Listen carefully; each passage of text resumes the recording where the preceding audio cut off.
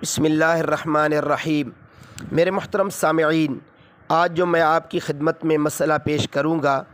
وہ یہ ہے کہ اگر نماز عید میں مقتدی کی تکبیرات نکل جائیں تو نماز کس طرح پوری کرے۔ میرے محترم سامعین، اس مسئلہ کا جواب خوب توجہ سے سماعت فرما لیجئے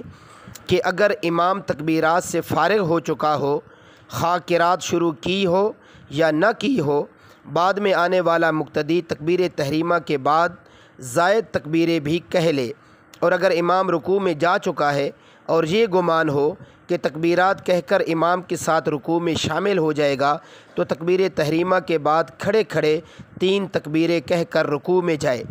اور اگر یہ خیال ہو کہ اتنے عرصے میں امام رکوع سے اٹھ جائے گا تو تکبیر تحریمہ کہہ کر رکوع میں چلا جائے، اور رکوع میں رکوع کی تسبیحات کے بجائے تکبیرات کہہ لے ہاتھ اٹھائے بغیر، اور اگر اس کی تکبیریں پوری نہیں ہوئی تھیں کہ امام رکوع سے اٹھ گیا تو تکبیریں چھوڑ دے، امام کی پیروی کرے، اور اگر رکعت نکل گئی تو جب امام کے سلام پھیرنے کے بعد اپنی رکعت پوری کرے گا تو پہلے قرات کرے، پھر تکبیریں کہے، اس کے بعد رکوع کی تکبیر کہہ کر رکوع میں جائے۔ میرے محترم سامعین، مزید ایسے مستند دینی مسائل جاننے کے لیے میرے اسلامی چینل ذوقی اسلام کو ضرور سبسکرائب فرما لیجیے۔ جزاکم اللہ خیرا و احسن الجزاء۔